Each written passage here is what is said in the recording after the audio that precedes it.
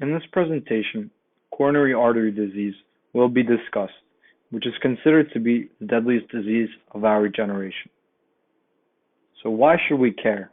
Well, it is the leading cause of death with over 8 million annual deaths worldwide, which accounts for about 15% of all deaths.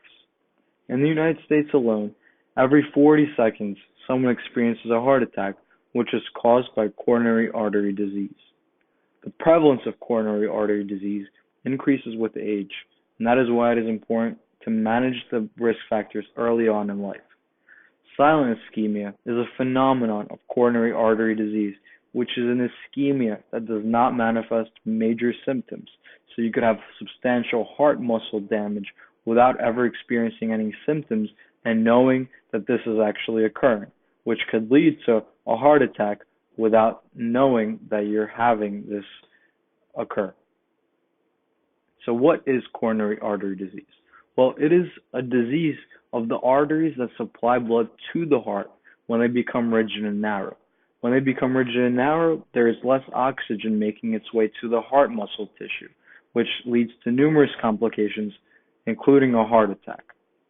The buildup of cholesterol and plaque in these arteries results in them becoming rigid and narrow, which in turn creates a lower efficacy of blood flow and oxygen to the heart muscle, and in turn leads to these complications. So what are some risk factors for coronary artery disease? Well, having high blood pressure, being overweight, having high cholesterol, smoking, having a genetic history of coronary artery disease, and having diabetes. Even though some of these risk factors are unavoidable, including genetic history, there are many risk factors that we could take care of through proper healthy lifestyle choices. So how could we take action in order to prevent coronary artery disease?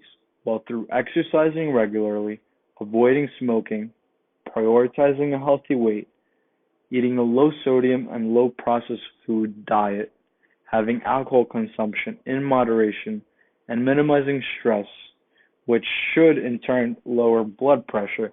And new research also suggests that minimizing stress lowers the buildup of cholesterol and plaque in the inner vessel walls, which in turn increases the efficacy of blood flow in these arteries. So some medical treatments include statins, blood thinners, beta blockers, and many other medications. Some procedures are coronary stents, which are tube-shaped devices that are placed in an artery in order to improve blood flow. Coronary angioplasty, which basically balloons the artery and widens it through a balloon catheter. You also could utilize coronary artery bypass surgery, which requires a vessel graft from a different part of the body, such as the arm or leg, in order to redirect blood flow away from the unhealthy artery, utilizing that vessel, the newly grafted vessel, and that will supply oxygen and blood to the heart muscle. So I hope you guys all enjoyed this video. As always, please comment, like, and subscribe. Thank you very much.